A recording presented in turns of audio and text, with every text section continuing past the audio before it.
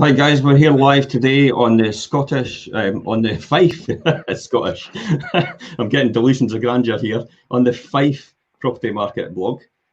So this is a question and answer session. Our guest star today is Stephen Clark. Now, Stephen is a property investor and has been in property for a number of years now. And it's your opportunity to ask them questions on exactly the things that you would want to know more about property investment. But we're going to go on his journey anyway, and we're going to talk to Stephen about where he first started and why he first started and how it came about, and probably some examples on the way through this course of this discussion about, examples of properties that he got involved in, investment returns he's made, and we'll maybe talk about other investment strategies as well. And towards the end of this program and this live stream, then we'll maybe talk about the Fife property market in general, average house prices, where we're going with it, why the banks are so fever pitched to lend money at this point in time, especially with the current climate, and then we'll take it from there. So kind of over to you, Stephen. I mean, I know Jimmy Jimmy wants to get involved in buy-to-let. So, where did you first start and how did that come about? Thanks for having me on, Jim. So for me, property was always something I always wanted to get involved in. It's something I've always had this keen passion. And I remember, going to jiu-jitsu classes at Balwearie High School in Kirkcaldy and driving past along Balwearie Drive and just looking at the huge big houses and stuff like that, and just being in awe at property all the time. And it was always big and grandeur stuff to start with, until I kind of discovered the whole buy-to-let investment thing. And basically, the moment I was in some kind of stable career, and when I explain the story, you'll realise that isn't fucking stable. Why the hell would you do that? I wanted to jump on the property market, and I was a second-year apprentice at FMC as an engineer. So my wages were on £4.36 an hour. So obviously, this was 2006. Wow. You couldn't get a mortgage at that time on that wage, and at the moment that I got offered overtime on a Saturday, and the boys said, "Oh, you get guaranteed overtime every Saturday." We're really, really busy and stuff, and I just worked it out, and it was like, "I'll make £100 on a Saturday. I'll do every Saturday." I checked a mortgage cost, and it was £300. If I work every Saturday, I can afford to go on the property ladder. And the second I got that first overtime shift, I was straight in looking for property and trying to get on. So the first one looked like a one-bedroom flat in Inverkeithing. It was at the time where you were kind of getting no money in deals, but because I was kind of too young and inexperienced at the time, I never really realised it. But I negotiated I think £2,500 off the price of the flat, which basically allowed me to put no money down because that class is my 5% deposit to purchase the property.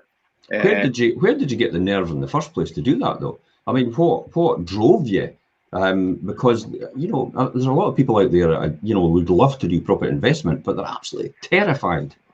You just looked at the simple basic numbers of it, and I just thought this has got to be. And people asked me at the time, because I think I was 20 or 21, and most people I knew and friends I knew were moving out of the house, and they were kind of like, and I got on brilliant with my mum and dad. Me and my mum and dad have a great relationship, and at the time, we got to use like a young bachelor's party house. My dad was working out in Dubai. My mum used to go out and see him and stuff like that. So we kind of had to run out of our house to ourselves. Girls over. It was like me and my brothers living together. So there was no real motivation to move out the house. It was just I wanted on the property market, and I just saw it as my way to wealth creation. And I was hungry for it. And with the first flat, I think I sat in it for about a month or two before ripping it out and pretty much living on a building site for a year. And me, my friends, my dad showed me how to tile, and just kind of understanding the process, how to do a renovation, and changing a little bit of layout and stuff, and making a bigger bathroom, and just all the wee skill sets that you need in property to do a renovation. It was just learning hands-on. So you mentioned 2006. Was that around about the time that you actually started that then? So that was 2006. I bought that one. Wow. I mean, when you think about it, I mean, I know you've been quite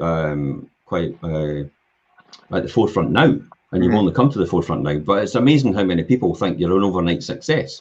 And it's like they don't realize it's actually 2006. It's the classic example of myself. It's like I've been at this for 27 years in property investment. No, it is. You get that quite a bit. You say, "Oh, you must have just come up for nothing." But the funny thing about the whole property journey and putting out there was I never really put out there until probably 4 years ago. So there was guys I knew, friends I knew and trained in martial arts, would just all of a sudden I'd put something on Facebook or something and go, I didn't know you had a property. And I was like, I've got 15 or whatever, whatever the number was over the time. It was like, yeah, what? And I just never told anyone. It was just my business. I just worked at night, weekends, just like yourself, Jim, just done everything yourself to just try and build it up. But the first one was really an interesting story. And I think this is why I'm enjoying the marketplace right now, looking at it from an experienced investor now. So 2008, I'm walking out the bank and they showed me the property index chart and they says, oh, your flats went up £27,000, from the property index. I'm going, yes, this property game that I thought of was going to working. So I pulled money out of the flat and I bought a 3-bedroom semi-detached house in Cowdenbeath for 112.5 grand. And about 3 months later, the market crashed, and I probably would have got 85, 90 for it if I sold it. So there's the market crashed. The market crashed. Oh my goodness! The equity that I pulled out of the flat and the money I put into the Cowdenbeath house, I pretty much just lost it all overnight. Oh, when I say overnight, within that space of 2008, 2009, definitely. So then what do you do? What do you do if you had all this enthusiasm? I mean, where does this come from? The drive next from that? When you think about the logic of this, most people have done that and they've made money to one property, they put it into the next property, and then all of a sudden the market crashes, and they think, do you not get despondent at that time and think, well, was it all worth it? Was it really worth it? And then what led you to then drive on to do it again? Well, I think I've always got my property journey kind of mixed up when I've bought and sold and held and done stuff. So I think that this is what excites me now, is it's a journey, and we're always learning, we're always evolving and stuff. So I just learned it as a huge lesson, and I probably licked my wounds for 6 months. I probably about 6 months to a year. Done a wee bit of work. How did that actually feel then for you? I mean, this is what Jimmy will probably go through in his journey. So how did that feel for you then? I mean, was that almost having to admit defeat, or did you feel embarrassed, or did you feel ashamed, or? I kind of saw the excitement in it as well, because the fact that I rented the flat out in Inverkeithing, and my mortgage cost was 190 quid, and my rent was 425 a month. So I saw this kind of positive cash flow from renting, and I'm looking at it and I kind of saw the bigger picture of the buy to let thing, thinking, well, the mortgage cost there, yes, the equity is really unimportant. It only really makes a difference to the property value when you need to sell it. If you don't need to sell it, well, you can ride that out. So I think I never really panicked. But what probably did panic us, or me and my wife, a couple, we were boyfriend and girl at the time. This was our first house that we moved into. She was from Dunfermline and she didn't really want to stay in Cowdenbeath, so she thought it was this big, huge, oh my God, what have you done? You've pulled out the money in this flat, you've put it in this house, it's now worth 20 grand less than what we bought it for. What we're going to do, and she wanted to move back to Dunfermline. So it probably came about 6 months later. I was actually working night shift at FMC in Dunfermline, and one of the guys I knew was an apprentice, and he was looking to get any property, and he just kept obviously buying the flat and buying the house. I kind of was studying them. I've lived all over Fife. I grew up in Kirkcaldy. We moved to Gateside. I was living in Inverkeithing, I worked in Dunfermline, I went to school in Cooper, and I hung about in St Andrews. So I knew all the areas of Fife, and because I was so obsessed with property, I just followed the market constantly in every, property type, house type, bedroom type, size, layout, space. I just kind of knew what they were at. And licking my wounds for maybe 6 months, I didn't pay attention to it, or maybe a year. And I was talking to this guy, and I was hanging over his computer on night shift, and he was sitting there looking at these 2-bed and 3-bed ex-council houses. And oh my God, this is when you're picking up repossessions. And I was like, oh my God, is that the flipping price of properties now? And I just took my eye off the ball for, a short term to kind of lick my wounds, so to speak. And I've seen these repossessions coming up in Abbey View and in Cowdenbeath and doing leaving and stuff like that. So that kind of spurred me to think, well, there's an opportunity right now, because a year ago when I was buying this 3-bed house in Cowdenbeath, I paid 112 grand for it. And you're now getting them for 60, 70 grand. Wow. Yeah. There's a way, there's got to be a buffer here to make some kind of money.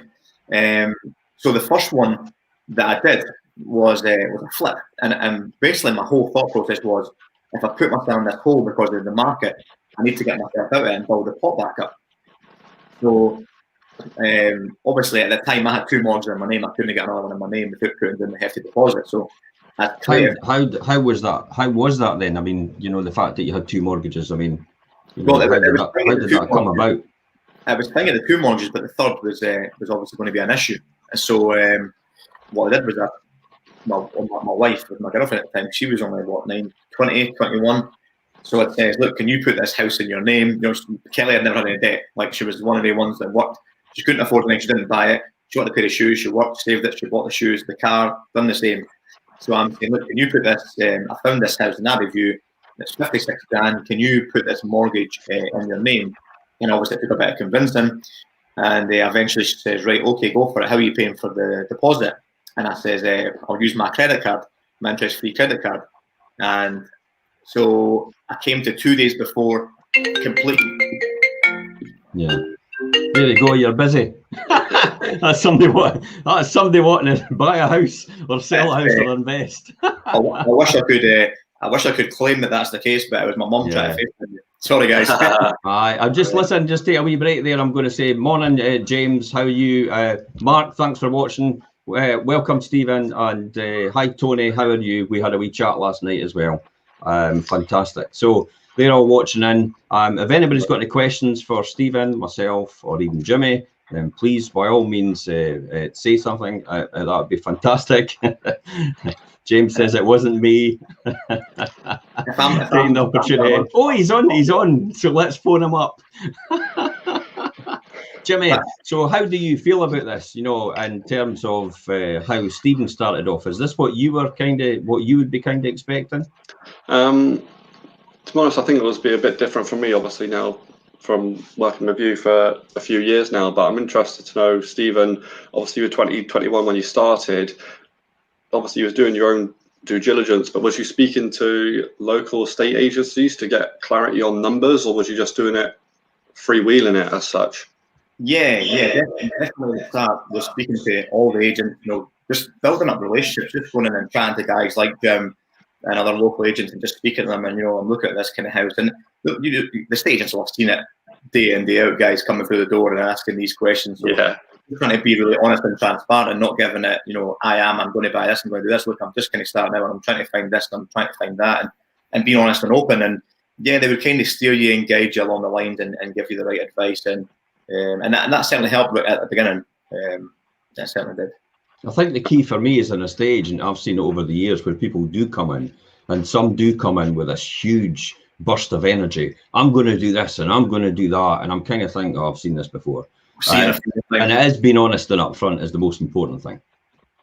Yeah, definitely. And I see the fear of people getting started in property as well, but it's something you need to overcome. And it's something when you do your numbers, you do your due diligence, you do all your research on it, you kind of look at, like, I really mitigate risk. And I gave Jim a couple of examples to go over. Now, they're the golden, what I call the golden goose properties, where you can get all your money back out and leave no money back in. Now, these are the great ones. These are phenomenal. We don't come across that often. So let me just walk back from that then. So when you talk about all money out and all money in and all the rest of it, how did you learn all that? You know, where did that all come about? Because you don't just, well, you know, I had to learn from scratch because buy-to-let during the war, buy-to-let never existed when I started. It was never a word. But how did you learn that? Did you just learn it yourself, or did you go to someone, or were you mentored by someone? Just learned it myself, and that's probably why I'm doing my weekend workshop that I'm doing at the moment, because I wish that someone could walk my hand and talk me through all this and show me it all up front a weekend and show me what to do, and I'd be like, right, here we go, I can get on with this. Whereas I made the mistakes by the flat in Inverkeithing was probably the first time I realised you could add value to a property and obviously pull money back out of it. So that was always just finding that, like you say, Jim, just finding out yourself. Like, I ripped this flat out, I spent £9,000 on it, I've done most of the work myself. Then the agents tell me that the bank tell me that the property values went right up, and I'm then refinancing and pulling some additional borrowing back out in the property, then go and buy another one. But even with additional borrowing on it, the rental income still covered it and gave me a profit. So it was always these like, oh shit, that worked. I thought that would, but it worked. So coming back to that then, if it wasn't buy-to-let investment, would you have been driven to do something else? Because I get the impression this wasn't about buy-to-let for you. This was about lifestyle. This was about generating something for your future. Yeah, completely. And obviously when you start doing one or two, you always think, brilliant, I'm going to have 50, whatever. You always kind of get this big grand ideas, but the reality of it is it's a great wealth creation. And if you can have someone paying your mortgage and make you a bit of cash flow on each property. Now, I think this is the problem with society now, and people will look at what I'm doing and fucking, why would you want to get into buy-to-let? You're going to do all that work, you're going to source it, you've got to view 20, 30 properties to buy one. You know, that's 20 sets of due diligence and appraisals and negotiations with guys like yourselves, and finally get this one property to then go and rip the thing out, to then go and, you know, get trades in it, the rewire and the plumbing and the heating and a new kitchen and the bathroom and decorate it out. Fucking hell, this is a 3-4 month process, plus a few months trying to find it. And then you refinance in it, you know, 6 months' time or a year's time, and you get as much of the money back as you can to make £200 a month. And people don't see, they just look at it going, but that's only £200 a month. And I think it all comes down to delayed gratification. People want to work on Monday, Friday, get paid on Friday, blow at the weekend, or get paid at the end of the month, and go and spunk it, go out for something to eat, go out for nice meals. And I think that's now we're hitting the nail on the head here. You've said it exactly. That this is all about why would you want to do it. So the reality is why you want to do this, because a lot of people, and this is what I saw in the beginning, a lot of people actually see all the problems that can come up, and they just focus on that, and they don't actually realize the why, and it's the why it'll drive it forward. So you must have had a compelling why. The strong why for me, and I've probably thought about this quite a bit recently as well, that I was 15 when my granddad died, and he died at 62. And I remember always thinking, I'd done the eulogy at his funerals, I was really young at doing it and stuff, and I remember being quite hit by it. It was the first person we ever lost in our family and stuff. And I remember always just thinking, he didn't even make it to retirement. He didn't even get to enjoy life. He didn't even get to 65, 66. And I remember always thinking, what's the point? If we've got to work till we're 65, 67, 70 to enjoy life and leave nothing to our family, where is that? And I think these were the things I always envisaged I never want to get to the point where I was running it. Well, I was on my Zimmer frame on the beach trying to catch my wife. And that's the impression I had of retirement. You know, basically trying to run along the beach and catch my wife, but I was in a Zimmer frame because I was that old. And for me personally, I never wanted to get to that point. I wanted to actually have a life before then. I mean, I know I'm a bit of a workaholic. I mean, guys like myself and you, Jim, probably will never retire. It's going to be said, but there'll be a slower pace of life, but you'll enjoy it along the way because you'll enjoy the fruits of your labour. And I'm exactly the same. I just think that if the whole point in life is that, then what is the point? So surely there's a bigger point. You've got to enjoy life. You've got to try and work hard up front so you can enjoy your life before you retire. Because I mean, let's face it, retirement age isn't living you. I mean, if you've looked after yourself and you've been healthy through your life, it doesn't necessarily mean you're going to enjoy a good retirement. So, you know, we all know the fittest people in the world that dropped in at, you know, at my age, or so. What is the point? And I think that for me, the other one's a big important thing for me is a legacy now as well. You want to leave something to your family to know that, well, you've worked hard not only for you to enjoy life and them to enjoy life, but you're passing on generations of wealth for them to enjoy and them to take the benefits as well. So when people turn in and say, why would you do all that work for £200 a month? Well, that's why, because that £200 a month, let's just say times 10 on your £2,000 a month, that's paying mortgages off, that's paying debt down. So that cash flow will increase over time as well.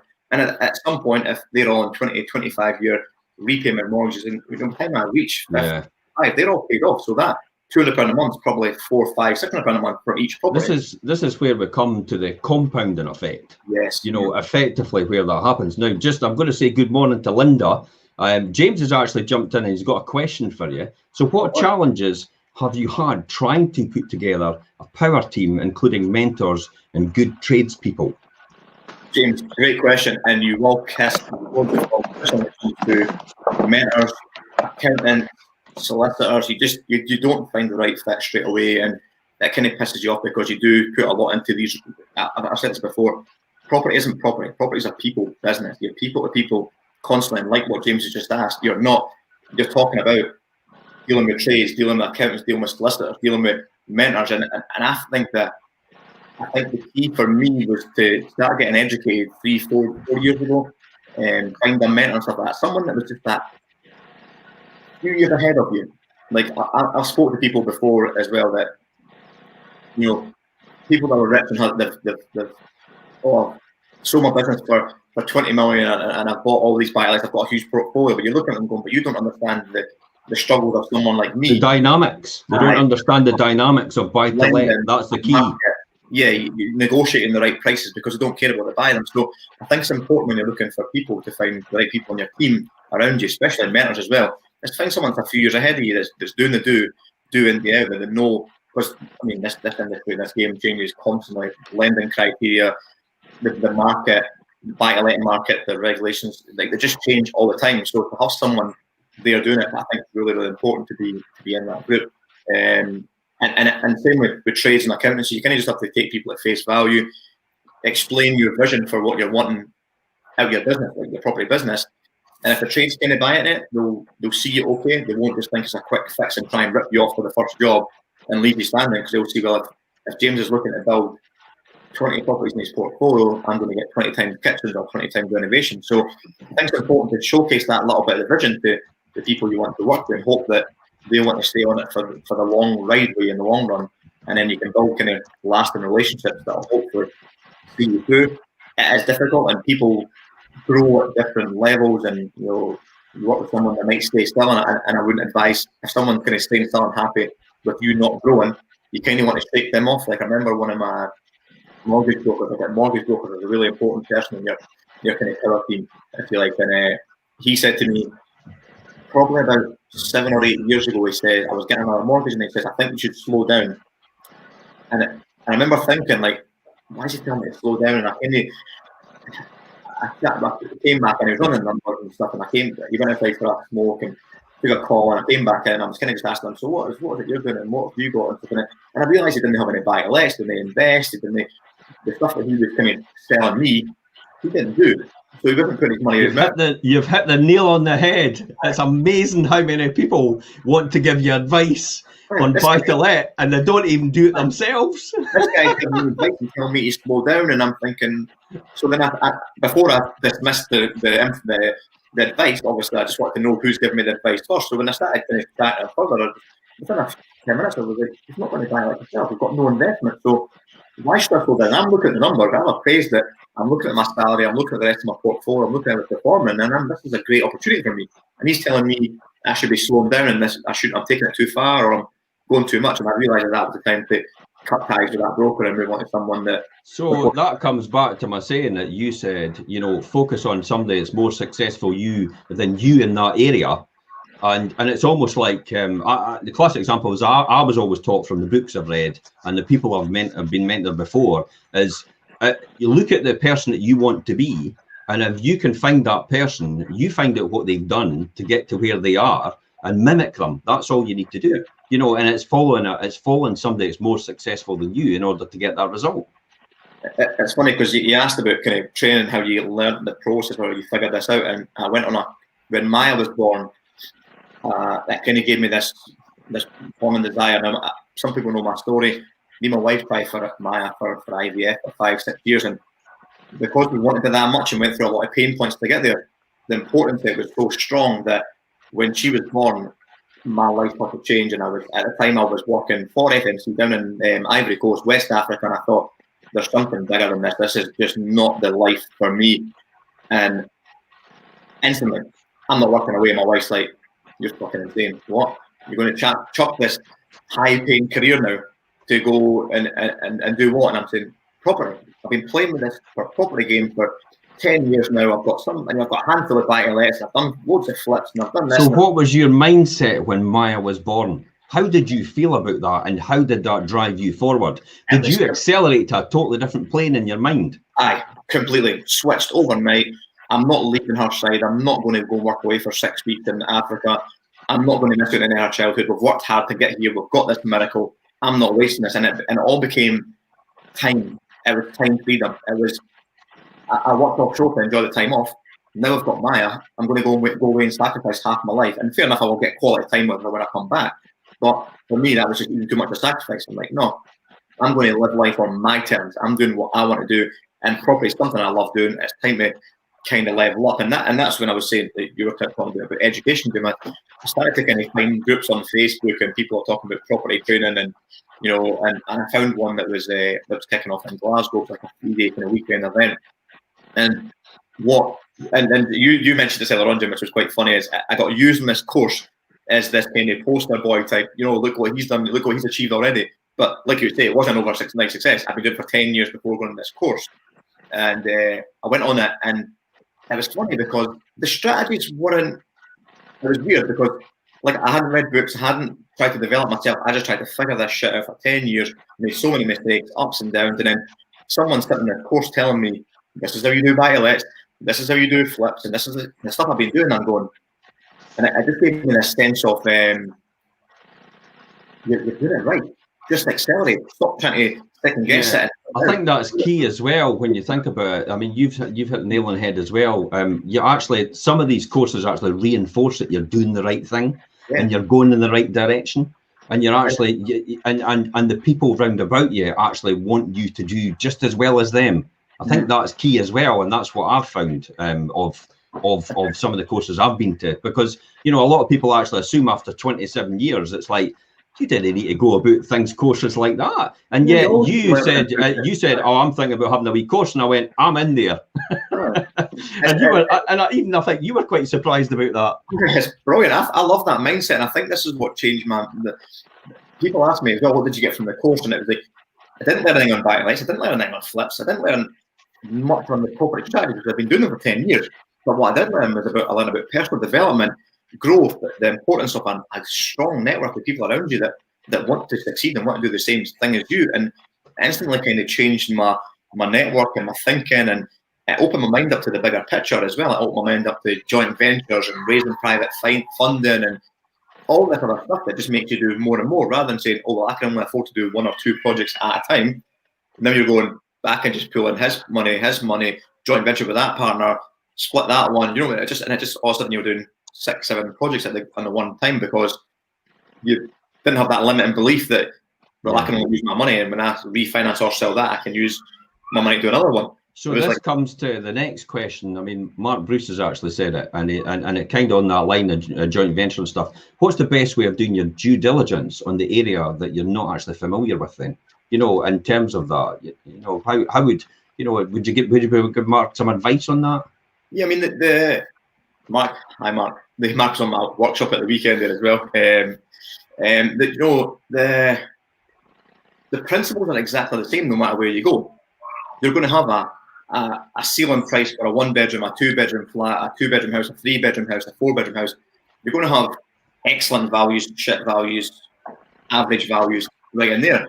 So really, doing the due diligence and doing that process doesn't matter where you are. It's just doing your market research, looking at whatever area you're looking at and looking around it. Now, I spoke to Mark about this on the other weekend there, and it's quite difficult when you look at, let's just take Mark's in Newborough and Fife, for instance. If you're in Newborough, and you see a kind of bespoke, not all properties are the same. It's not like in Newborough, Fruki and Falkland and villages like that. It's not like there's 3-bed terrace houses where 10 have sold in the last 4 months, and you can easily pinpoint a price and say, well, this is what it's worth. It's difficult. So when you go into smaller, unique villages, you have to kind of compare it to no local knowledge and compare it to different villages that are similar. So, like I was explaining this the other weekend, that like you couldn't compare Falkland to Murphy even though they're a mile away. Like Falkland's completely bespoke, and then we've just been talking about this actually. I go to valuations in Falkland, obviously, and Jimmy does all the back work. Jimmy, how do you find it in terms of doing the valuations and doing the back work for properties that are actually quite unique and quite bespoke? Usually, you just have to widen the time frame on what you're doing. So instead of the last couple of years, you're going to have to go back 4, 5, 6 years before you actually find a comparable and sort of do the indexation, work it up, appreciation, to find out where we're at. And luckily enough in Falkland, actually, quite a few properties come up there because it's a good place. There's a lot of flips come up in Falkland from family generations left there. So Falkland isn't too bad to find back work, but yeah, I understand what you're saying. Falkland's almost a different market to the rest of the villages around Mullen's quite a pricey market. Yeah, it is. Yeah, it's crazy. With a property in Dunshell, and they were trying to figure out an end value to flip a property out to buy a let in Dunshell. They would look at it and say, but Falkland's only 3/4 mile of the road. It must be the same comparables. No, it's not. No. Knowledge to know, well, Dunshell's similar to Ladybank or Muckday, or do you know what I mean? Or so you've got all these kind of tiny villages around there, and you've kind of got to know your local knowledge, and that's I suppose, to answer Mark's question as well, is the kind of key to speaking to agents. If you don't know the area, chat to agents, because you can find that information by speaking to you guys. Say, well, look, I'm buying value on Dunshell. I'm thinking it's going to be 280 grand, and they go, no, that's a Falkland end value. You're only going to get 210 type thing. So I think that's the important part of having a relationship as well. And obviously, estate agents are going to give you that advice based on the relationship you have with them as well. And it goes back to the question that James asked as well. What's the key questions that you? What's the key numbers that you look at when you're either doing a flip or a buy to let? Because you're talking about numbers in that for people like myself that might not have done it before. Yeah, they're totally saying numbers rather than what that actually is. If it's a flip, you look at the market trends and where it's going. Because you don't want to, but with a buy and let, you're going to get an end value based on the bank's going to send out the value to it. You need to make sure that it's going to be based on a surveyor's value. With a flip, if you put on the market right now, it's done to a phenomenal standard. I mean, what are you guys getting? 40, 50 grand over the asking price or some stuff. So as much as you maybe wouldn't base your numbers on that, you look at the market and you'll say, well, if I had to spend an extra 10 grand and make this property phenomenal, I'm not only just going to get the valuation could be 200, but I'm going to probably get 230, 240. So you can push that even more. We'll talk about that later on anyway, about the property market and how property prices are going a bit ballistic. But you're absolutely right. You've touched on that about property prices are going way high just now. Yeah. To do your due diligence on them, like you were asking there, Jimmy, like it is different because of what strategy and exit you want to do with the property. Like you will spend more money in a different fresh on a flip as you would have buy and let. But then I always like to cover the two bases of properties as well. Like I try and do flips that kind of make sense in a buy and let. So worst case scenario is we're coming into a strange time in the market. If anything happens in the market, any properties I'm doing right now, could I refinance them? Could I pull the money back out? And could I rent it out? And does the numbers back up for plan B? And I think that's quite important. But so what is a flip for the layman? Because when you come to it, we often talk about various jargons about flipping properties, about rent return, about return on investment. And for the person in the street, they don't actually understand what a flip is. So what is a flip? What does that mean to someone? So flip something you would buy that's run down, or not necessarily run down, but something you could add value to and increase the valuation. So buy low, spend the money, sell high. But people start getting educated, jump on courses and stuff, and they believe that you should be buying below market value. They'll probably piss off every estate agent they walk into because they go in and say, I want to buy this 25% below market value. And say, but why? And look at the market, you're not buying it at that. Whereas when you're looking for flips, you don't need to get something cheap. You just need to get something at the right price. And that's where your due diligence is even more important on a flip, because it's what creative way can you add value? Can you change the layout space to create an extra bedroom or an attic space or an extension, or just reconfigure the layout? Do a lot of times you'll find places as well where the room's got a separate dining room and a separate kitchen, and if you can put a steel and open up a big kitchen diner and put bifolding doors at the back, now we all know that they sell phenomenally well because people love open plan living. So you just need to look at where you can add value in a property and be as creative as you can, and then obviously remarket it and then sell it for hopefully a profit if you've got your numbers right. When you've hit the nail on the head. I mean, it's not necessarily getting it below market value, it's actually getting it at the right price. Even if it's more than market value, it still makes absolute sense. I always keep saying, property investment and buy-to-let is a numbers game at its core basis. It's nothing to do with anything else about being underhanded with somebody, about taking advantage of another person. There's always a win-win situation in every scenario. There is absolutely, Jim. I think I spoke to you a few months back about a property that you were selling in Amsterdam. The same thing. I wasn't trying to get it cheap. I was like, can I pay what they're looking for? And can my end value be where I was thinking it was going to be to make it work? And I mean, it's a popular one. It was down by the coastal front, stuff like that. And it was a bit an awkward one as well. But I mean, phenomenal. Your client was over the moon getting the price. I've got a few people interested, and I'm going, well, I can add huge value from this, and probably uplifted by 100 grand on depending on what way I go for Well, now in hindsight, when we realise what we're getting in the East Look, in hindsight, it's like, wow, wish I'd like remembered. we're getting 40 and £50,000. Aye, in hindsight, is a great thing. I remember that one, and now Jim in my head goes, Aye. shit, that should have fucking went. I tell you what, that would have been an absolute fantastic beauty. But hey ho, at the end of the day, you know, as one door closes, a window opens. Oh yeah, aye. The one, I think at the same time, I actually just, did you market it actually? Answer Show Road the other day. Yeah. I offered that one, and as soon as I saw it come back on the market, 360. Yeah. I checked my email. I offered 174. That was the second highest bidder. Yeah. And I loved that house. I thought it was a beauty. And then when you see it go on, you go, brilliant. Somebody's done a good job in it, done a phenomenal. Needing a huge amount of work, but it's really high spec. Aye, it's beautiful. You see the figurines and the detailing and the clothing when you go in. Like I'm glad they kept them all. It looks beautiful, and I'm looking at it going, well, that's good, and it reinstates that what you're looking at and what you're offering on is right, because somebody's bought it for probably 180, maybe 182, and they've spent a decent bit of money on it, but they've bought it they're on the market for 360. The way the market is right now, I'm pretty sure it will sell and sell well. I mean, that's the key as well. They've spent a decent amount of money on it.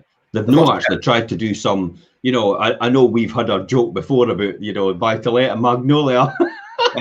Magnolia walls, white skirtings and facings and ceilings and beige carpets. Whereas you do a completely different standard. Yeah, that's where people go wrong with flips. If people try and think you can just polish a turd with a flip and you'll make money, it is not the case. You need to leave I personally think, I don't know if you guys feel it, and you don't know from the first-hand experience, showing people properties constantly, but when you do a flip, I think leaving no stone left unturned, like doing every single thing to a phenomenal standard. And I really think that to do a flip and do a flip right, to maximise the profit, you have to play on people's emotions when they sell it. You have to have their wife walking in with the kids, not seeing a single thing wrong through the first gates, into the garden, you know, the grass all puffed, this garden's all landscaped really beautifully. It's like, don't give away too many of our strategies. you want to have that emotional connection to the property. Absolutely. If they go in and start having a doubt and go, the back garden wasn't turfed, or they didn't quite plaster the upstairs of the bedrooms, or they didn't quite put in spotlights, they didn't put in the best kitchen, that they be negatives will compound and they'll go, I'm not going to offer. If you leave everything and they just love everything about the property, you've got yourself a bidding war. You've got people going to a closing date, you've got people getting emotionally attached to it and playing it even more. So people think, if I don't spend 40 grand and I just spend 20 and I skimp on loads of things, I'm going to make more money then. No, you're not. You'll end up having it stick on the market, and people try to offer you less because they're like, oh, well, the bathroom is left the way it was. It's just left the way it paint. I need to fix the bathroom and fix the landscape, and then you don't get what you should have really got for it. Whereas if you go that extra mile with a flip, especially in the current market, you can go over the asking price with it. Especially with buyers that actually know what they're doing and doing their own due diligence. They'll see previous listings and stuff like that, and they'll see it's just been a paint job, and they've just pushed the value as high as it can go, and that's it. And that's when it sits on the market and waste everybody's time. It will just sit in the market all the time because people actually walk in and just see it. It's like what you said, Stephen. They've just polished the turd. Yeah, and I hitting that through one of my own houses. We got about 8 or 9 years ago, a 3-bed detached house in the Corfe, and it was the one we moved back into Dunfermline with. We thought, we'll renovate this one and do it as your own property. And I'd sold the house in full, a flat in full road on my buy-to-let portfolio that wasn't performing that well, and I sold it and had a bit extra money, so I spent a bit too much money in this property, what I thought at the time, and I went for a Japanese garden, and I built the hot tub into the decking, and beautiful, this is my house, I'm going to spend a wee bit of money, I'm going to reward myself with this. And when Maya was born, I realised it wasn't quite the family home that we needed. It was a 3-bed detached house, but the neighbours were in their 90s, the road traffic was quite busy and stuff, and I thought, we need to sell this. And I knew the area would sell well, but it went nuts. Like 50 viewers, went on the market on the Friday, at the weekend, closing date on the following Friday, and I ended up getting like 8 grand extra, negotiated 8 grand extra, but a hot tub that cost me 2 grand as well. I said, I'll leave it. I built it anyway, so I was leaving it anyway. But I said to the boy, well, if you pay that extra, pay me an extra bit, and I'll leave the garden the way it is with the hot tub. And he said, right, I'll even up it even more than he was offering. Another 8 grand hot tub. So I realised that if you spend a lot of money and you make the properties right, people will pay. That's it. In the beginning, I didn't have an experience like that, so therefore I stuck to the formula, the rinse and repeat formula I knew in buy to let. But I was always about generating cash flow and generating wealth. I was never about flipping a property, because I'm a big believer in don't chop down the tree that bears the fruit. And because it's always and it's compounding all the time. So do you want to talk about some an example here? For example, Dizer. I mean, we spoke about this. Do you want to talk about that? And we'll talk about what you did and what you achieved. I'll just put a wee slide up, and we'll disappear for now, but we'll still hear us. So when you ask me, can I give you a couple of examples? I like to give examples, stuff that weren't done in the past, was doing now, and obviously a lot of the stuff that I'm doing right now from a buy-to-let portfolio is in Aberdeen at the moment, and I can explain why in a minute. But this was one of the last ones I kind of got a few years ago in Fife, where what I call the kind of golden goose, where I leave no money in the deal. At the moment, I'm a bit more. I will leave money in the deals because I know where the way the market is, and I don't mind it. And obviously, it's going to cash flow long term. But this one was so with two flats, my tired landlord. They were dating, very, very, very dated properties. She held them for 15, 20 years. Let them out. They were just needing full refurbs, gutted, and she was selling both of them. It's on the high street, a nice traditional tenement block, and the valuation with the two of them was 60 grand for the top one. They had beautiful kind of sea views, bay windows, sea views over the water at Dizer Harbour, and the one below it was 53 grand. So we negotiated a price of 42.5 grand each for them, because obviously buying in bulk wasn't going to rely on two sales going through, and that's a good deal. It was a good deal. It was quite a nice wee deal. She got obviously a win. She loved it, the fact she was getting rid of the two of them rather than go through sales individually. And obviously people in Dizer were looking at the market going, oh, we need to spend a fortune on these things, and the end values in Dizer aren't that great. So the bottom for 42.5 grand each was 85 grand. Purchase cost in there as well, like your ADS and legal fees and stuff like that, and a mortgage arrangement fees I usually just put in there. ADS is the 4% additional dwelling supplement you have to pay for second homes. Yep. 3% are there, but I mean, I'm just going to give them a high level overview on this one. The renovation costs were 28. Now the renovation costs were higher because I've used bridging loan for these two. So there's probably about 7 or 8 grand of bridging in there as well. But these flats were basically stripped out. But what I saw on these flats was the layout. You could change the layouts to make them a lot better. The kitchens were both put in like dingy little cupboards at the side, and they didn't really work at all.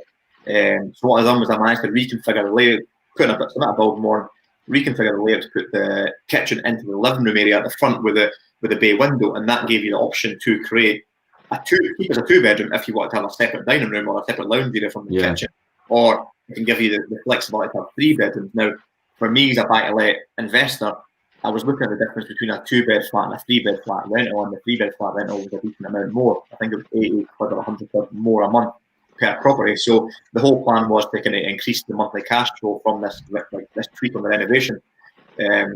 So move the kitchen, move the bathroom, created 3 bedrooms in each of the flats. But I learned quite a lot of lessons in this one, because it was one of the first ones I bought. It was last plaster and stuff. It was an old one. It was a 120-year-old building. Yeah. And the amount of things you're doing the renovation, just cracks kept appearing, and I knew it was going to hold them long term. So it ended up being really, really labour intensive, stripping all the lath, and rewiring. So you intended just to hold them long term? That was your strategy for it. So do you want me to show the result of what happened? Yeah, go for it. Yeah, let's show the result. And this looks beautiful. So yeah, that's the wee kitchen inside the lounge area. So you could use that as a kitchen dining room, or you could use it as a kitchen lounge area. It's a big enough one. So anybody that's want to do this, you need to make sure the lounge area is over 16 square meters, and there's building regulation, the kind of storage in the kitchen as well. So total cost itself was 118,000. The new value was 160. Yeah, so you managed to get a 75% buy-to-let mortgage, 120 out. So basically, you pulled everything back out. And this is what I like to do in my buy-to-lets, because I like to flip properties to add to the pot to add buy-to-let. I also like to be really creative with the buy-to-lets, and the way I like to de-risk everything is if I can add the value on my buy-to-let, rather than just being an investor and just parking money into it and getting a return on investment and letting the compound find that grow. I'm not sitting there with millions in the bank, but I can just keep leaving money in every single deal and just keep on the build. So I like to try and creatively add the value to the properties. So if I can creatively add the value to the buy-to-lets and then refinance at the new higher value, I try and pull out all if not most, of the money. Now, this one was a good example of the deal that each flat was valued at £80,000. So I've got a mortgage of 60 grand on each one. And the first, I've kind of had issues with these flats, to be fair. The first one was a really good one. I got a company let in them that paid £650 for a month for each one. So the cash flow was phenomenal at the start. Their contract to buy fab ended and they didn't renew it, so I ended up putting on a normal let. So the rents it went down £150 each flat, I think, at the moment. But I had an issue with a couple of tenants. One tenant set fire to the flat twice. So the flat you've seen has actually been refurbed again. When insurance claim, and it's been a nightmare for getting insurance policies at the back end on that individual flat. So it's had its ups and downs, but as you can see, the way I like to do it is, if I leave no money in the deal, where's my risk? Like, there's no market. Like, it can go up, it can go down, it can be empty, it can do that. There's none of my own money in it. I've refinanced, I've got all my money back out, and if that gives me, I think that gives me £200 odd a month cash on interest. That's good. It's fine. Yeah, I've done it for years and years. All right. Infinite returns, effectively. Aye. It's the best thing ever to. I mean, at the end of the day, it's the best thing ever to have an infinite return on your capital. It's unbelievable. And I think, the deals like that, what's kind of tweaked me to go to Aberdeen, because you kind of get quite, not greedy, but you kind of get like, you expect that level of deal. Now the market's that hot at the moment that you kind of struggle to find these deals a lot of the time, so they don't come up. They come up few and far between at the moment. So that kind of tweak. Yeah. And this is the one in Aberdeen then that you've done. So you did King Street in Aberdeen. So this was the second. I bought a block of flats in Union Street at 4, and I bought this one up on landlord at the back of it. And this is what really interested me about this. I was still trying to find Valuations properties in Fife, and I looked at, I think the same day that I viewed this one in King Street about a year and a half ago, I viewed a property in Rose Street in Dunfermline, and I walked into it, and the estate agent said exactly what you guys are saying to every single person that's walking into a property right now. Yep, as you can expect, there's loads of interest. I'll probably go to a closing date on Friday, and I'm thinking, again, like, so I had booked this viewing up in Aberdeen. I drove to Aberdeen, and I was playing it very safe. I went to university for a brief period in Aberdeen. I've worked up there, so I knew King Street, this one in King Street, right next to the university entrance, and you were playing it safe. The oil and gas prices have dropped. The prices were depressed. It was on a downward spiral market. But when I looked at my due diligence, I'm going, well, the university population hasn't changed. There's still 26,000 students in Aberdeen. So that's always going to rent. It's always going to give me an income. So I played it very, very safe. And I went to this one, and I looked at my due diligence before it. The property had sold 5 years previous for £100,000. They were on the market at 65,000. It was valued at 85. And I went, what's the story with it? And what's the offer? What's your client expecting? And it just says, make an offer. And they take your offer. They'll probably take it at Aberdeen market, like this. And I'm like, wow, this is more like it. I'm playing a game here. I'm playing an investor's game here. I'm not playing. So I'll show the numbers then, and we'll see where we go for there. So purchase price 60,000. So yeah, I kind of done a little bit of creative layout change for this as well. The kitchen was massive, so I made the kind of kitchen lounge area and made a kind of where the kitchen is basically got a second bedroom out there. Just put the couch, just redressed it right, and so I ended up. I didn't get a phenomenal deal on this. Now I've been in Aberdeen for 2 years now. I just bought a flat about 200 yards away from this one for 36,750. So you can see that I didn't really get a phenomenal deal on this one, but I managed to add value on this one by kind of doing a wee bit of layout change as well. So the valuation was 85 grand and the purchase cost is there. The renovation was 12.5 grand, and that was just to strip the wallpapers, a bit of electrical work, electric heaters, new bathroom, new kitchen, decorate throughout, and Aberdeen I furnished them as well. But the key is you've managed to get all the money back out again.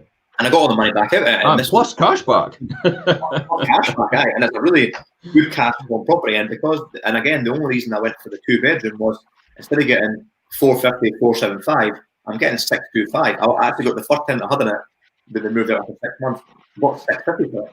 So I actually got better cash flow with a 2-bedroom than I would have as a 1-bed. Because students could share it, and it's not even been students being in it, to be fair. So, but that showed me as well that go where the market is. Like the market is hot, so I knew that the market was depressed in Aberdeen. Let's move there. I don't want to stay still and not add to my portfolio. So that brings me on then to Alistair's asking, how on earth do you manage your manage your time while you were working full time, doing 30 viewings, appraisals, due diligence, etc., to find just one property? Sounds very time consuming when working in a full time job. So how on earth did you do that? You know why? Jim, you know, you can I know the answer to that. Do you want to know what's the reason why you want to put in fucking ridiculous hours? Jim, you messaged me last night for those 4 slides, and I think at 10:30 I was still up at site in Kinross, making sure the bifolds went in before I left. I think I just told you I'd done a 22-hour shift.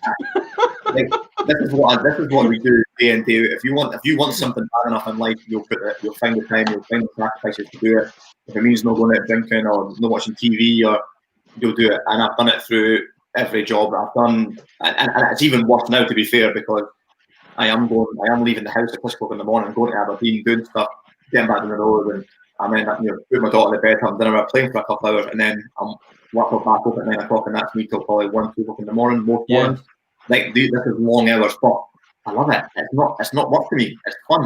It's passion. And it's fun because you realise what your why is and what your end result is. Therefore, you understand completely where you're going.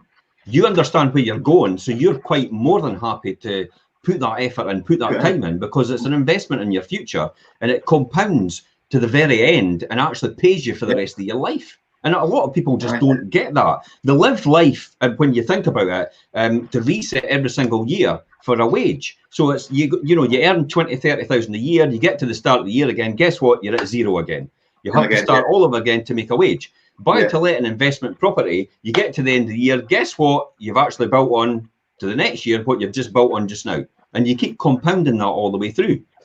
I thought of a way of explaining it as well, Jim, and it's that whole kind of delayed gratification that people will look at and you say, but you're only getting £275 a month from that property in King Street. You drove up to Aberdeen umpteen times to view them, to negotiate them. You're spending hours in the car. You're spending, a lot of time, effort, and money to get £275 a month right now. Granted, and I don't know when I came up with this, probably about a year ago. I kind of thought of this thought, and if I measured my hourly rate, so most people are talking about an hourly rate. That's the question, talking about how do you do it for a full-time job. You're on an hourly rate. Now, do a buy-to-let property like I just did the other now. If you work at your hours, you're probably on about 20p an hour. Like, okay, don't do it. Don't waste time. That's fine. But that's for year one. And exactly what Jim says, what happens in year 2 when you go nowhere near the property? You're making £275 an hour. Because if, just say, for instance, all I do is Fife Property sends me through the statement of my income come in, my rent going out. Let me see it, Jim. Oh, I looked at my statement. I don't have any maintenance issues on it this month. I looked at it and I went, oh, brilliant. Let's just say that was an hour. It's not an hour. Let's just say it was an hour. £225 an hour for the rest of my life on that one property. This is where I come back to property management and how a lot of people actually say, oh, but we could save you that money. I could just do it myself and not get you to manage the property. And I think you're missing the complete point. If you can make £50 an hour and something else, and you can pay us £10 an hour to manage a property, then why else would you not do that? Because your differential is £40 an hour, and you're not actually doing anything. We're doing it all for you. It makes no sense at all to go out there and spend your time unproductively in issues that are not worth your money, really. Yeah, I mean, I've never ever kind of self-managed. I've always put it to an agent, and I've never seen myself as a landlord. I always see myself as an investor, and I like the numbers of the property. I love creating the value. I love kind of negotiating the deal. I like getting the right value, and I like seeing the compounding interest of this is bringing an income. I don't want to be picking up the phone to the tenant and going, oh, I've just locked my school at 2 o'clock in the morning on my car. I don't want that. This is not my life. That's where we split and differ, because in the beginning I just managed everything myself. Nobody can do it as good as me. whereas you're like, you know you can find these people now and you're able to source them. Whereas for me, it's like I have to be complete perfectionist and do everything, and that's my challenge. Hence the reason now, well, I've got my own agency, because I have the people that I think are necessary to drive that forward and actually think like me. Yeah, I think what I like about Aberdeen stuff as well was my Fife stuff, as much as I didn't self-manage, the agent would still pick up the phone to me and say, I've got a leak in tap, and I would go and fix it, to be fair. So I would nip down and sort it out. So rather than getting a plumber's call charge and coming £140 a month coming off my cash flow that month, I just nipped down and done it so it didn't affect my cash flow. But Aberdeen, it just kind of made me like level to a different level, because I can't drive 2 hours up the road to go and fix the leak tap. So it's just like, yeah, crack on, and I've got a trusted team up there that do it for me. So you've kind of said that right, Jim. You've got to kind of think of your reason why and what you want out of property. Do you want to be running about like a daft doing that in 20 years' time, or do you want to get the process right up front and get your business sorted? Because I mean, at the end of the day, I never ever treated property as a business until probably 4 years ago. This is a business, and it's something I was doing as a hobby. Oh, it's compounding wealth. I'm getting richer in the longer term. It's fine. I'm going to leave generational wealth. But it's a business, and if you get the process sorted in your business, and for me, the process for me is I'll do all that upfront stuff, then I'll hand over to the professionals. There's a professional that takes care of the property. They'll manage it. They'll make sure I'm compliant, and as much as I understand all the regulations, I understand the rules, I don't want to get bogged down, right? I'm happy to hand it to someone to pay 50 quid, 60 quid, 70 quid a month for that privilege. I think that's where my thing lies as well. I get completely engrossed and obsessed with the rules and the regulations and everything like that. So it's something that floats my boat, but I realise that it's not a productive use of my time. You know, but I do enjoy doing it. I do enjoy doing it, and I get that completely. And I think you've got the right formula. You know, if you just keep rinse, repeat, buy, refurbish, repeat, buy, refurbish, repeat, and just do it all the time. I think I'm a nightmare for flips and renovations more than anything else. Like I will, like last night being up in Kinross till London. I shouldn't be there, but I enjoy it. I'm going up there as soon as I finish this call. I'm getting changed in my work gear, and I'm going up there for today to clean down the place. Now I could pay a cleaner to go in and clean this site down, but I'm cleaning it. I'm kind of thinking about what's coming next. The plaster's coming on Monday to finish off bits and pieces. The spark is coming to fit that out. The plumber's coming to put the radiators on. I'm kind of going through the process, and I'm just being on site, and yes, it's probably not the best use of my time, but it's who I am. I've done it since I've done my flat when I was 20-year-old ripping it out. I kind of enjoy it. I like to get in about things. I like to be on site. I mean, yes, the growth of my business is probably going to have to take me away from that at some point in the very near future, I think. But I do enjoy it. I do. That's part of what you enjoy, and it's like you say, you want to kind of create that life of what you want and what you enjoy doing as well. Yeah, it almost becomes part of you. It's just you yourself and how you operate, I would say. And read that book. I think you recommended about the habit of not being you or breaking yourself or something like that. Yeah, possibly. I read loads of books, and that's key as well. I mean, you know, it is educating yourself and continually advancing yourself and what you want to achieve. It'll never just appear to you, and sitting there waiting for it to happen, it will virtually never happen for you. How important do you think your network's been in your kind of success, Jim, and building your portfolio and your investments as well, like having people around you? Everything. Joe Strummer of The Clash previously actually says, without people, you're nothing. And that's what it comes down to. You're an island on your own, and basically the whole system revolves around you, and it'll never grow outside of your way of thinking. Other than that, you have to have people on board that actually think the way you think and encourage you to grow in that direction, and also support you in these services.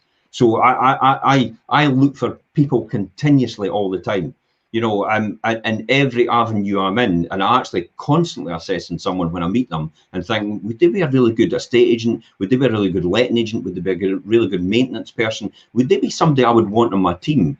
So it's consistent for me. I don't actually advertise it anywhere. It's just you come across people. I mean, in a heartbeat, I would have you on my team tomorrow.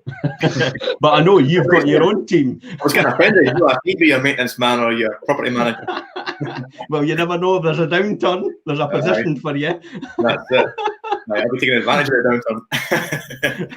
And this takes me on actually to the property market. And we're going to talk locally about the property market and Fife itself. But really, it actually goes right out to the Scottish market and probably the UK market as well. And the article I just actually did recently, and I've posted it online, is why are some banks reining in over-enthusiastic Fife home buyers and buy-to-let investors? I mean, you know, is this the case because an economic recession's coming up? Do they see something that we don't see? Are they concerned that everybody's paying over the odds for property? I mean, because you know yourself, the market's going ballistic just now. You know, it's like people are just running about and paying over the odds. So we'll talk about local areas, because I like the wee microclimates and microcosms in the areas. And I mean, you know, if you were looking at Glenrothes, Leven, Kirkcaldy, St Andrews and Cooper, which one would you think you would start first with? Probably the lowest average value. Yeah, which one would you say was the lowest average value? It's Glenrothes. Yeah. Would you believe that? I'm quite surprised about that. I mean, I thought it would be even. Yeah, well, exactly. I actually thought that as well, but actually looking at statistics, so how this is measured is this is the year on year up to the end of June. So looking at the property prices, what they were on average a year before up to the end of June and a year now. So, I mean, Glenrothes is 1.47% increase in value, and the property value average in Glenrothes is around about 135,000. Best performing type though, bungalow, and best selling is a 3-bedroom. Now, Jimmy, what do you make of that? Yeah, well, I'm surprised about Glenrothes being the lowest price, but bungalow and best-selling 3-bedroom, that doesn't surprise me at all. They don't build bungalows anymore, so they're always at a premium. Yeah. And there's always stiff competition for bungalows, 3-bedrooms as well, family units. So there's always competition there, especially at sort of that price point as well. Let's look at Leven next then. So Leven's next on the board. So close behind really. Glenrothes, Leven are kind of similar. I mean, when you think about Glenrothes, you're thinking about things like Macedonia. I mean, you're picking these properties up, 3-bedroom houses for 60 and 70 grand. So there's no surprise that the average would have been down quite a bit because of that, because there is high values, but it's almost two different spectrums in Glenrothes. There's never a happy medium in the middle. Whereas Leven, a bit different, 1.43% in value, average property price 136,000, best performing type semi-detached, and a 3-bedroom again. There's a wee pattern appearing with the 3 bedrooms. Let's look at Cooper. So the Cooper property market to June, 1.56% increase in value. Average property prices, jumped over the 200,000 mark now. Best performing type is a bungalow. That's no surprise really for Cooper when you think about the market. Best selling again, 3-bedroom. So this 3-bedroom is coming up consistently all the time. Why do you think that is? Well, I'll say Cooper is a great commuters town. When you think about 10 minutes, you're 10 minutes from St Andrews, and you look at the property price difference. For me, it would be a no-brainer. Even if you're working at St Andrews, and we sell a lot of property to actually lecturers, teachers who teach in St Andrews to basically get away from students, etc. Into Cooper, and obviously they have a bigger budget as well, so they're willing to pay that bit more to get a better property for their money as well when they compare. They tend to have more disposable income and quite happy to pay a bit more for a property. But it's interesting that every single one is the 3-bedroom. And I spoke to you about this before, Stephen, and the fact that I reckon because the average family is round about I think it's 1 child to 1.5 children, the nuclear family they call it. I kind of think everybody just wants an extra bedroom to do something else, maybe a home office or a craft room or something. Yeah, I think the 3-bedroom just hits. That's the point that hits everybody. I mean, I know a lot of couples. I mean, like I said, even my first one that me and Kelly bought in Cardiff as single couple, it's a 3-bedroom semi-detached house. So I think you get away from the market. I think that people home buyers are tending to not go how we would start and go, I'm going to go and buy a 1 or 2-bedroom shitty flat. They go for a 3-bed house. I think so. Even single professionals, young couples, like you say, Jim, young families. Downsizer, I think the 3-bedroom just kind of hit that right at the all spectrum. It's a sweet spot in between, isn't it? It's just no too little and no too much. My current flip, I was just saying about Canos, I'm changing from a 4-bed to a 3-bed for this exact reason. I just everything bigger and grander, and the bedrooms and the bathrooms going to be bigger, and the kitchen's massive and stuff. Make it bigger with a 3-bed rather than going, let's just squeeze it in a bit and get a 4th bedroom in it. No, that's just. And that's quite an interesting strategy because we're constantly conditioned all the time to think that the bedrooms is what drives the price. Oh yeah, totally. Okay, so we'll have a look at the East Neuk market. So East Neuk market, now this is actually quite surprising for me. East Neuk market is 225,000 almost in terms of value. A similar increase in value, but look at the apartment type. It's an apartment. Look at the property. It's an apartment, and the best performing. It's a 3-bedroom again, but it's apartment this time in flat. Why? Jimmy, what do you think of that? Apartment and flat in East Neuk. You think that's maybe holiday homeowners? Well, I can't remember the last time I sold something in the East Neuk to someone who lived in the East Neuk already. There is a few holiday homeowners, but you also get people wanting to actually live here and retire here, don't you? Yeah, so it's they'll be looking to buy it now as a holiday home, but with the long term of living in it, that's why the 3 bedrooms there rather than a 2 or a 1 bed apartment as such. A bit surprised about the apartment and flat. Thought it would be more of a sort of a cottage, stone built. But remember, it's quite condensed, these nukes. So you've got all these properties sitting at the seafront. So you know they're all traditional as well because they only needed apartment and flats at that time, many years ago. So a lot of these nuke apartments are actually traditional, way back to the early 1900s, possibly even 1800s. Some of them. And they've just been renovated or just extended over the years, you know, in terms of that. Yeah. Yeah, but so that brings me back. You had obviously thought about the East Nuke yourself, Stephen. So you know, is that still an area you would consider? Yeah, I mean, I like the East Nuke at the night. It's a lovely place, but it has become a bit of a ghost town. Probably during winter months, a ghost town, and people will be using it as holiday or second home. So I like it. It's definitely got its unique quirkiness.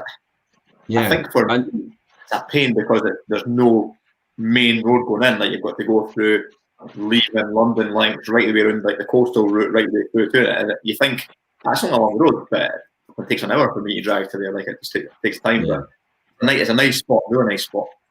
And St Andrews probably next. There's no surprise there that St Andrews was the top performer.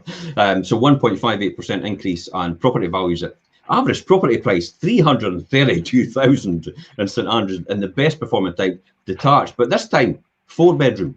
Wow, big difference. You know, and what do you think of that, Jimmy? I mean, what's your thoughts on that? I mean, every single other area is 3 bedroom, then all of a sudden St Andrews comes in at 4 bedroom. Yeah, I would say I'm not necessarily surprised about the four bed or the detached. I get a lot of people in St Andrews. They only want to move to a detached property, so they basically probably just started a family, bought a flat apartment, or a 3 bedroom something, and then wanting to upsize. Obviously, because of the university, etc. Probably higher wages there, so they can basically stretch the budget and buy a bigger, better house. So yeah, not really surprised about any of those numbers there, really. Yeah, I mean, I would agree. You know, you tend to find that the average house we're selling in the St Andrews area is probably 4 bedroom and 3 bedrooms. So that kind of takes up to that. There's also 5 bedrooms as well. The one thing that actually stands out for me in that area though is the lack of bungalows. You know, it's throughout St Andrews, and the fact that you know it's difficult to get a developer to actually build in the St Andrews area bungalows because they make more money on the 2 stories. You know, the villas themselves, the houses. So it's actually it's getting somebody on board to do that. I noticed over in the East Nuke though, they're actually doing a development of 100 bungalows with Valley Homes. So they're actually doing in St Monans. So they're putting them on the cars. They've not even set the price yet, and they've got 200 people on the waiting list, and they've not even set the price for them yet. So I've no doubt they're going to be going at quite a high value in terms of that. So yeah, St Andrews, no surprise with that, 300,000. You're going to say, Jimmy? I think probably St Andrews has a lot of them HMOs for the students in St Andrews. HMOs, there's a moratorium on them now. You can't actually get an HMO granted. There's a very big reluctance to actually grant any HMO licenses on properties, and when they come up for renewal, there tends to be a thing that just they're not actually renewing them. They're not allowing them to do it. Student markets obviously put a lot of pressure on the St Andrews market. There's no doubt about that in terms of where it's going. The university has made it clear that they're wanting to grow the student population, hence the reason why they've moved it to Guard Bridge. So Guard Bridge has actually been developed by by St Andrews University, the old paper mill. So that's how it's getting developed for their area as well. There's new properties going over in Guard Bridge with Persimmon Homes. There's all getting new builds there, a lot of properties there. So these are now the periphery up and coming areas for St Andrews as feeder. You're only talking about 4 or 5 miles from St Andrews area, and it's still a more preferential price point, if not significantly less in terms of that. I mean, in the Guard Bridge area, and a typical 3 bedroom, just a standard terraced house would be around about 160 to 180,000.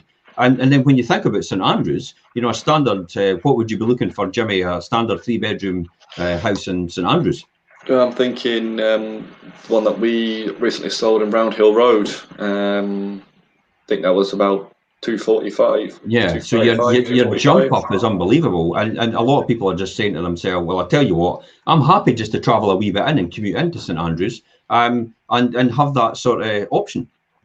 And because of the HMOs, the 2-bedroom apartments in sort of your student areas, your Lamond Drives, your Watson Avenues, and places like that, they're listing for about 185 now, 180 average, but they're all going above 200,000 because you can't get HMO license in it anymore. So they just keep buying 2 bedrooms and putting students in 2 bedrooms instead of 3 bedrooms. Yeah. So, what are you getting for a 2-bedroom flat in Lamont Drive? I would say, I think around about 950, I believe. That might be, that's probably without students as well, I think. Yeah. So there is good returns for people who want to invest in that area. You know yourself, Stephen, you know, we can attain higher returns than what St Andrews does, but people go for St Andrews because it's a safe haven for them. It's a no-brainer. They just feel comfortable. It's their risk level. Whereas, you know, I could take something like that and probably double, if not triple, the return on capital. And you could probably do the same thing as opposed to a St Andrews investor in areas outside of there. I mean, I don't keep it a secret how Leavenmouth is a really good return in terms of investment, because you're buying a 60 grand flat and then you're renting it for 450. So it's quite a good return. And then if you refurbish it to a high standard, you're getting 500, maybe getting a wee bit more. I've got a 2-bedroom in Kennaway, for example, and I'm getting 520 a month for it. And I only typically that would probably cost you about 80,000 to buy, 90,000. So again, a good return. So there is good returns out there. It will give you a lot more than St Andrews will, but people choose St Andrews because it's, do you think people choose St Andrews because houses. The capital growth opportunities that we just saw the fastest rising again? I'm assuming that trend's continued for a few years in St Andrews as well. It is. Some people actually look at their strategy. You know it yourself as capital growth. I'm not a big believer in I'm not a big believer in doing your strategy as capital growth. I'm more a believer in doing your strategy as cash, because cash at the end of the day is king. Cash is what generates everything. You know, capital growth will come as a natural byproduct of what you're doing if you hold it for long enough. I mean, is that your sort of thoughts as well, Stephen? Yeah, absolutely. I do like to mix and match it a little bit and you know, have different property types to try and hedge the bets on mixing and matching capital growth with cash flow. But yeah, first and foremost, it's got to be cash flow. And then, like you say, the capital growth is a capital appreciation. I actually like to look at areas where I can get rent increases rather than capital growth increases. You know, like if you see something where you think, oh, you've got a 3-bed house in an area where it's going to go up and there's going to be a huge demand of building a new school, you kind of know that, well, if that becomes desirable, my rent's going to go from 550 to 650 or 700 quid. I like to look at that more than capital appreciation potential, to be fair.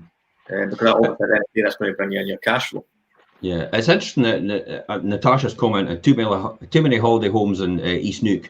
As a local, young people can't afford to buy here. I live in Pittenweem. I can't disagree with it at all, Natasha. You know, I'm a great believer in owner-occupiers moving into properties. I think some of the areas are really pressured with holiday homes and rentals, and it's not fair on the people locally.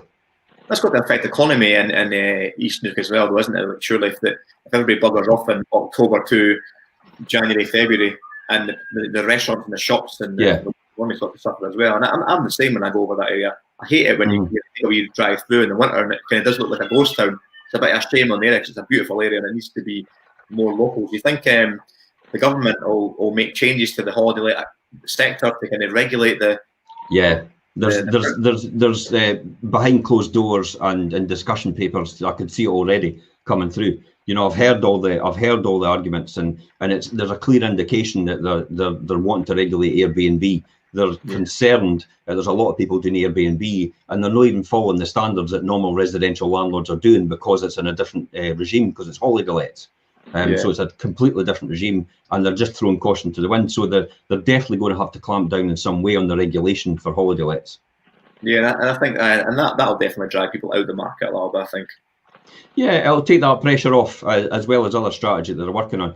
Probably a final thought for this So Billy says, what are your thoughts on the benefits to Leavenmouth the new rail link will bring?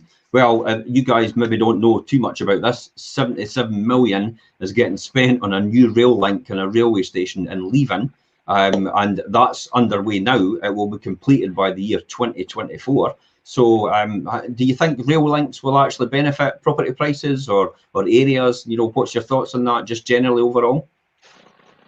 Yeah, definitely. I mean, I wasn't sure if I was actually going ahead. So now that you're saying it's going ahead, I might be. No, it's definitely going ahead. It's on the cards. I've been asked to contribute on terms of the discussion committee. That's definitely an interesting thought. It'll make certainly a better investment area now. Yeah. People can link it to Kirkcaldy for work and stuff like that a lot easier. Yeah. So I think if you're looking at Leavenmouth and Office being the lower areas, I think that could drive Leven up to match. Yeah. There's also 35 million getting spent on the River Leven project. Wow. So the River Leven project is all going to be walkways, and it's going to be lit up. It's all going to be policed properly. It's going to be, all the rivers going to be cleaned out and all the rest of it. And effectively, for my opinion, I would love to get in a kayak at the top of the River Leven and kayak all the way down to the front. And effectively, that's what they're trying to achieve. You know, they're trying to achieve it as some sort of tourist destination where you can actually do something there, as well as the rail link as well to bring people in. But it's all very well saying you've got a rail link, but they need something to do.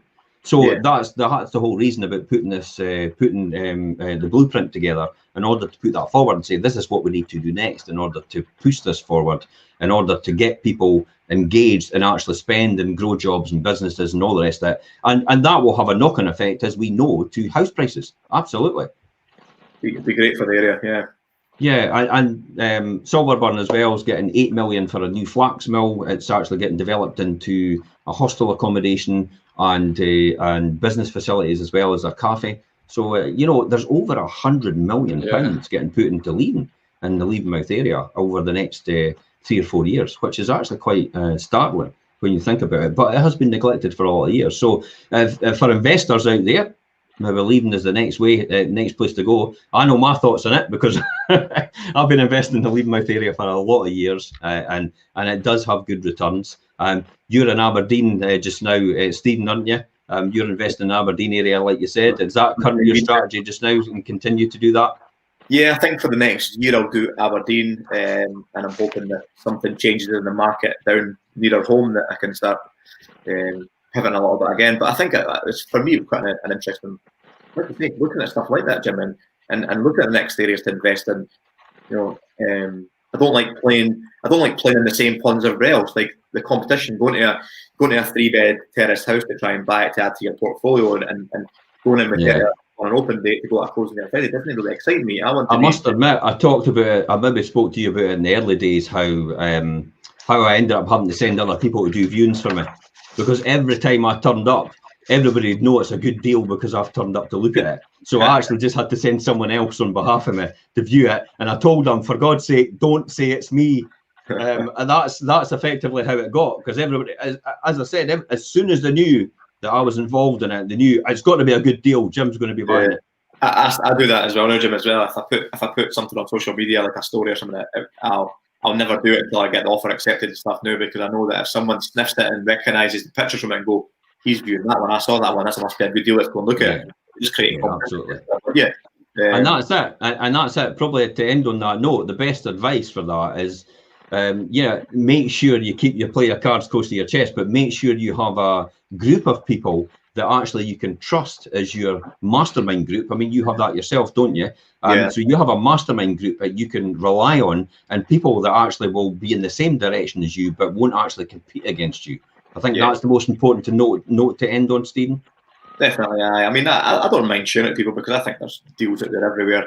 There's hundreds of thousands of houses in every single town up there in Scotland, so there's enough deals out there for everybody. So it doesn't really pain me too much. But if I was focusing on one area, and like you say, you were heavily involved in that area, I'd be keeping it a lot closer to my chest, because you know that. Yeah, absolutely. I think that's the key. Yeah. Key, there is really enough business out there for all of us.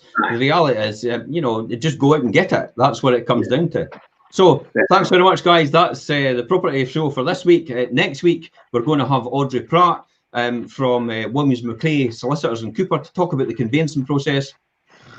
Sorry. It is. I tell you what, you think the conveyancing process is actually a snooze fest, but I tell you what, it's amazing the amount of things that they have to contend with, and how they have to go over things and make sure everybody has done their due diligence in order to make sure that you actually are buying the property that you're actually meant to be buying, and you don't get ripped off. So until next week at 9:30, it's bye from us all at the Fife Property blog. See you later, guys.